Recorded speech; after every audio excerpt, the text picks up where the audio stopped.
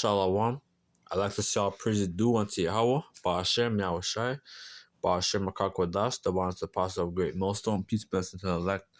My name is Kanawat doing this lesson, and it's going to be in regard to hip hop and the prison industrial complex that Esau has set up, right, to keep our people in a trap and to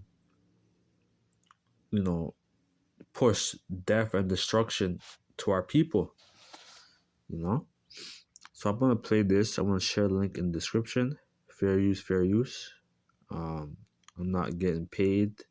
This is just for educational purposes. So let's play this quick.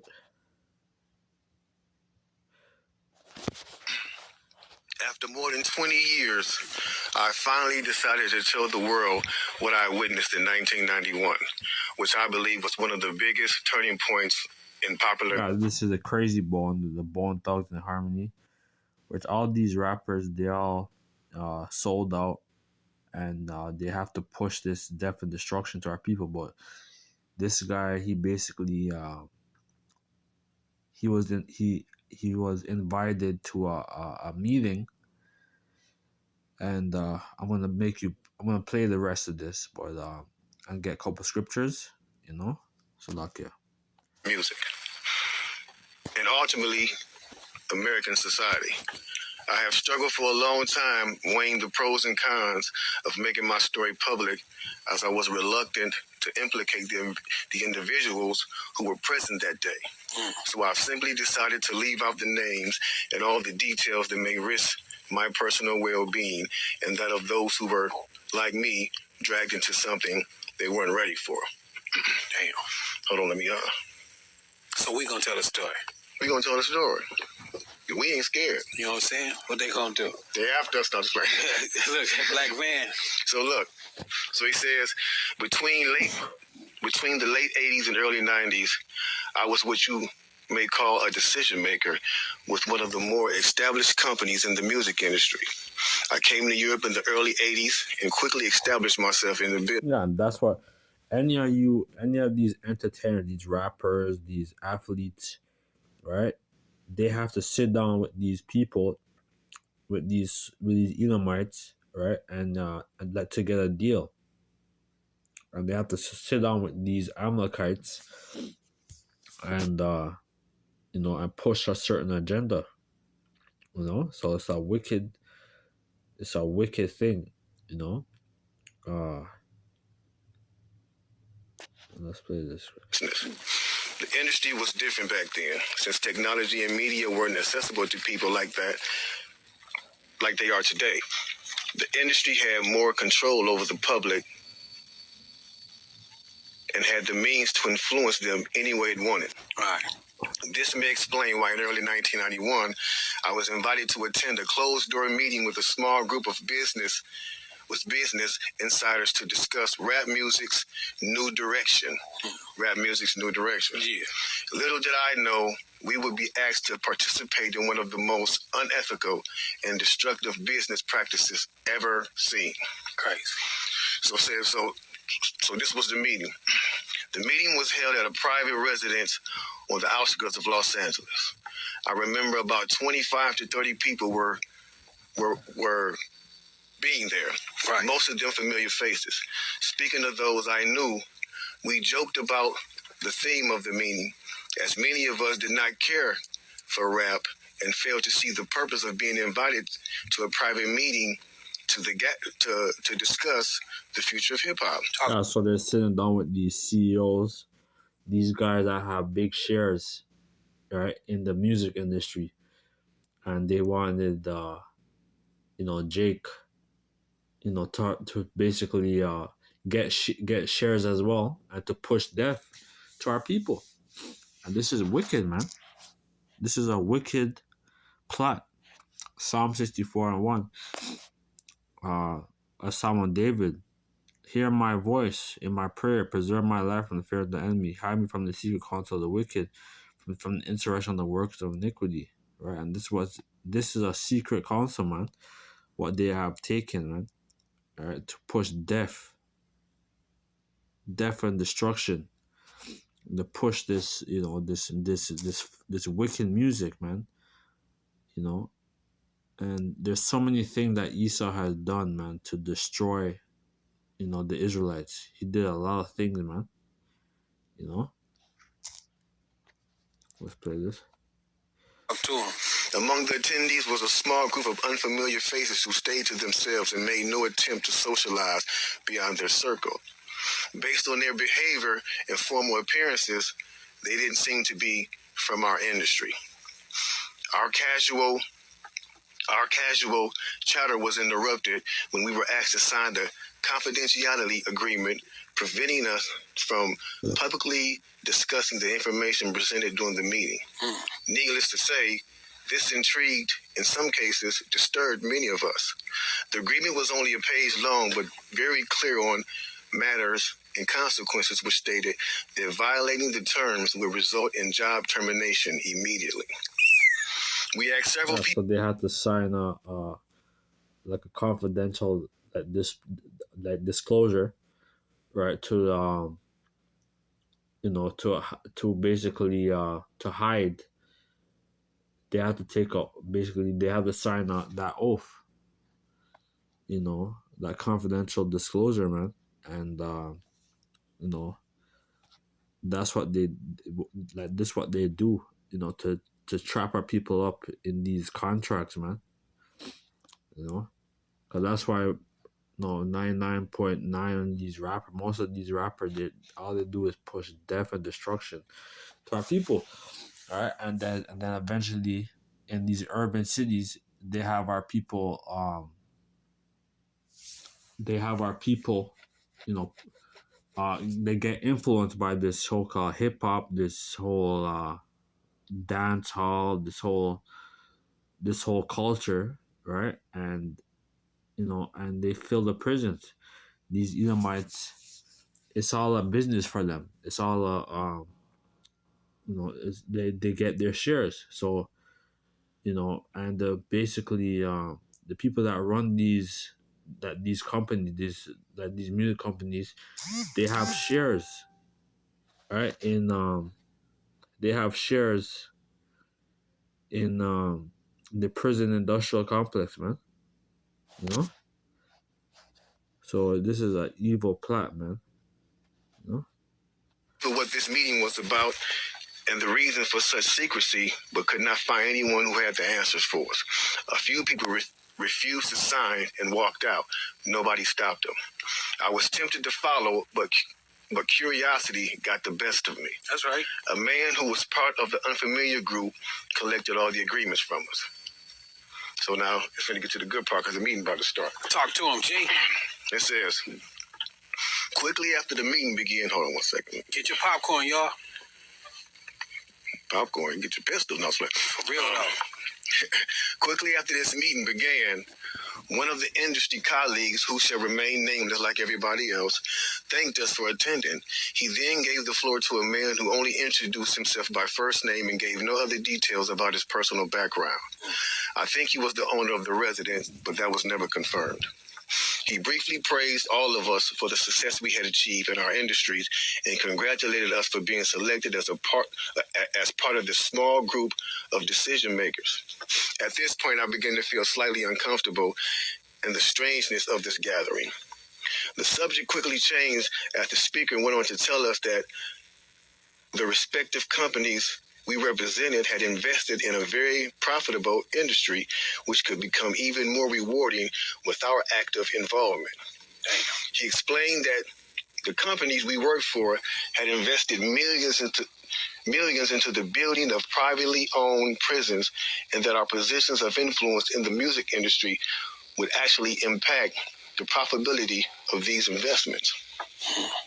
Then he says, so they have our people, man, in these prison industrial complex. They call it the school to prison pipeline, because these young guys, these young Jake, they're listening to this music, and they wanna be influenced by these rappers, and they do anything, get rich or die trying, to like they all, like they want our people to, our people we're trapped up, with this whole hip hop shit, and it's a big, scheme, man. It's a big plot, you know, what these Edomites have set up, man. Who wet their tongue like a sword and bend their bows to shoot their arrows, even bitter words, that they may shoot in secret at the perfect. So do they shoot at him and they fear it not, right? And that's what they're doing, because Jacob, is says that Jacob is a plain man, right? Israel's a plain man, right? And that's what they do, to push out, wickedness, that they may shoot in secret at the perfect. Suddenly do they shoot at him and fear not. They call themselves an Edomite. They communal lame snare as privily. They say, "Who shall see them?" Right. So this is up their plot, man, to destroy the Israelites, right, and to push death to our people. All right, and these rappers, right, they they get signed, right, and they have to push an agenda, and they're not able to push a positive agenda. All their agenda is to just push death to our people, would actually impact the profitability of these investments. Then he says, I remember many of us in the group immediately looking at each other in awe and confusion. At the same time, I didn't know what a private prison was, but I wasn't the only one. Sure enough, someone asked what these prisons were and what any of this had to do with music. We were told that these prisons were built by privately owned companies who receive funding from the government based on the number of inmates. Mm-hmm. The more inmates, the more the government would pay these prisons. Mm-hmm. It was also made clear to us that since these prisons are privately owned, as they become publicly traded, we'd be able to buy shares. Most of us were taken back by this. Again, a couple of people asked... That's what they do. They have our people in jail. Some of these guys is serving life sentences, 25 to life and all these stuff, man. That following, like these rappers, this whole hip hop culture, which is a completely, it's a deaf culture, man. This had to do with us. At this point, my industry colleague who had first opened the meeting took the floor again and answered our questions. He told us that since our employees had become silent investors in this prison business, it was now in their interest to make sure that these prisons remain filled. Our job would be to help make this happen by making music which promote criminal behavior, rap being the music of choice. He assured us that this would be a great situation for us because rap music was becoming an increasingly profitable market for our companies, and as employees, we'd also be able to buy stocks in these prisons. Immediately, silence came over the room. You could have heard a pin drop. I remember looking around to make sure I wasn't dreaming and saw half of the people with dropped jaws. My daze was interrupted when someone shouted, "Is this a fucking joke?" At this point, things became chaotic. Right. Two of the men who were part of the unfamiliar group, the men rushed us to our car and actually waited until we drove. We can do. No, it's bigger than the music business and nothing we want to challenge without risking consequences. We all protested as these publicly or fuck yeah. Who the job would be to help make this happen by making music which promote criminal behavior. Rap being the music. Yeah, so that's what this whole rap music is. To push death, destruction to our people, to the Israelites. Right? That's what this whole hip hop, that's what it's all about. To push death, destruction to the Israelites, man. And they're getting paid very well, right? There's another video I posted in my group, in my description, all right, of Meat Mill said that the rappers get paid a lot of money to push death destruction. I'm gonna play this. Let's go. Me and people like Rob and myself, he opened doors for me to be on stages like this, because before I wasn't on stages like this. I was on rap stages rapping about, violence and guns. We get paid to rap about that stuff. They actually pay us more when we rap about more ignorant stuff, so I make sure I even align and come talk on stages like this. But you guys, the NAACP open up doors for people like me to be able to power forward, because the things that fund us, that don't power me forward. I just make sure, because I know better, and I'm at an age point, I'm 36. They power us really went from when we 21 to 25, where we really don't know. I'm one of the lucky ones that made it through, where I was able to get my knowledge and sense, and I'm the one that keep the line on the rap ignorance and be able to level out conversations like these and deliver it to the young people who may not attend things like this. Yeah, so these rappers, and these Jake who basically signed and sold their soul, right, to these corporations, right? Like you're not gonna escape. They search out iniquity, they accomplish a diligent search. Both the inward thought of every one of them, and their heart is deep. This is a very deep scheme. It says Psalm 64:6 in the NLT, and they plot their crimes. They say, "We have devised the perfect plan." Yes, the human heart and the mind are cunning. Right? They're very cunning, man. They're very evil. Let's play this. Music of choice. He assured us that this would be a great situation for us because rap music was becoming an increasingly profitable market for our companies. And as employees, we'd also be able to buy stocks in these prisons. Immediately, silence came over the room. You could have heard a pin drop. I remember looking around to make sure I wasn't dreaming and saw half of the people with dropped jaws. My daze was interrupted when someone shouted, "Is this a fucking joke?" At this point, things became chaotic. Right. Two of the men who were part of the unfamiliar group grabbed the man who shouted and attempted to remove him from the house. A few of us, myself included, tried to intervene. One of them pulled out a gun, and we all backed off. They separated us from the crowd, and all four of us was escorted outside.